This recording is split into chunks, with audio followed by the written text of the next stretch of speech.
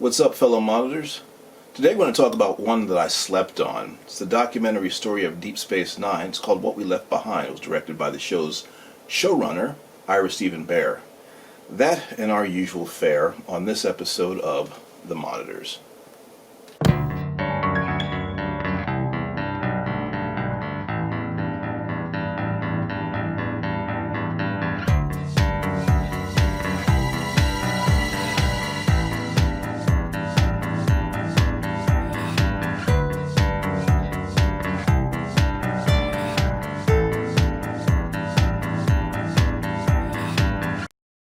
Documentaries, like any other movie, can be hit or miss.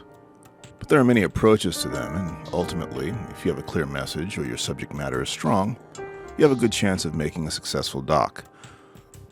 I can't speak for the masses with regards to how they felt about What We Left Behind, but I personally was pleased. Moved, even. What We Left Behind was released in 2019 and was directed by Ira Steven Behr, the former head writer and showrunner for the third Star Trek series and direct spin-off from Star Trek The Next Generation, Star Trek Deep Space Nine. Like The Next Generation, the show had a successful 7-year run as it aired in the golden years of Paramount Star Trek. To appreciate the documentary, obviously you would have had to have been a fan of the show.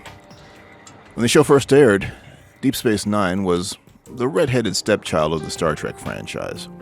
It took place on a station, so there was no exploring, as a rule. And unlike The Next Generation, these characters were written so that conflict would definitely occur. They also were the first Star Trek series to feature a lead and commander of color. They cast Avery Brooks as Commander Benjamin Sisko, which as much as anything else had a huge impact on the show's direction over its run. Brooks was an unconventional actor, and he brought a weight and unexpected sensibilities to the character and to the show as a result. The show's creator, Michael Piller, also uttered words to his writing team that would forever guide the show's direction. And I'm paraphrasing, character over plot. Plot would only exist to service character. The doc's title is a play on the final episode title, What You Leave Behind. Clever, I think. And like many documentaries about old TV shows, it features cast interviews and reunites the cast to reminisce about the good old days and talk about how much of a family they were, and they show clips from the show and some of the things that made the show unique. I like this documentary because, much like the attitude they displayed when they were on the air, they don't shy away from talking about controversial material. I know to a large degree that is trademark Trek, but Deep Space Nine really did take it to a new level when they were on the air. And they do so here in the documentary without the slightest hint of scandal, which is very impressive. For example, I appreciate how frankly they speak about the decision to initially give Sisko a full head of hair and shave his beard. The excuse was it made Avery Brooks look too much like Hawk from his previous series, but the real reason was obvious. It made him look too black. But Ira Steven Behr pushed for Sisko to look more like Avery Brooks, and after 3 years, he finally won that fight.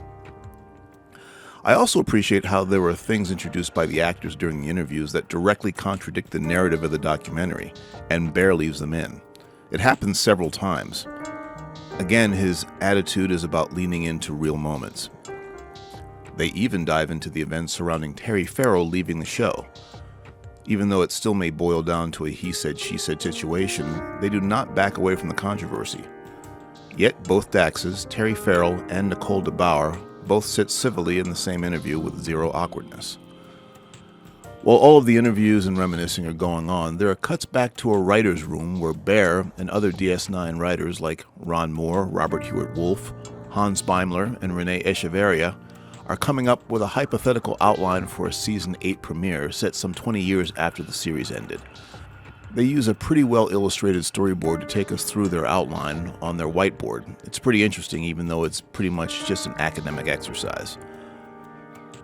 I've also come to the conclusion that Behr is a freaking weirdo. Not just because of the fluorescent purple Van Dyke beard and wearing sunglasses indoors all the time, but because of so many of the things that he does to the documentary itself, like the packaging. For example, Max Grodenchik sings a lounge act opening song with original lyrics that play on I Left My Heart in San Francisco, I Miss My Quark and Captain Sisko, Then for the closing credits, Grodenchik is joined by Jeffrey Combs, Casey Biggs, and Armin Shimmerman for a quartet singing What We Left Behind. The rest of the credits are crashed by him bickering with Nana Visitor about the moments that he left out of the documentary. But this weird guy was the guy to tell the Deep Space Nine story, and his trademark quirkiness made this documentary as interesting to watch as it is. When I learned who Ira Steven Behr was during the run of Deep Space Nine, I learned what a showrunner was. He is one of the few to this day in which I am in absolute awe. One last thing. To watch this movie, I watched it on YouTube with commercials. With all due respect to YouTube, don't do that if you don't have to.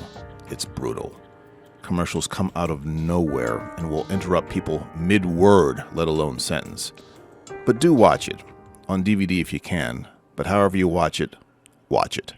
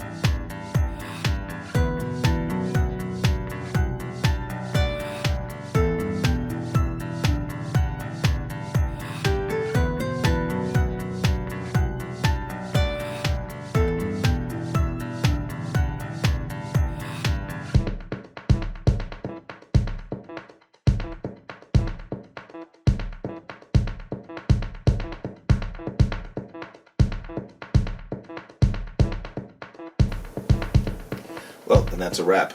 Have you seen What We Left Behind? If you have, I'd like to know what you thought about it. Please leave your comments below, or you can also comment on anything that we might have seen on Facebook today. Please give us a like if you would. Helps us out with the algorithms, like I said. And also, if you're not subscribed yet, click that subscribe button. Come back and see us on a weekly basis. Promise to have something new for you next week. That's going to do it for today's episode. Until then, be good to yourselves. Be good to each other. Peace, and we're out. God bless.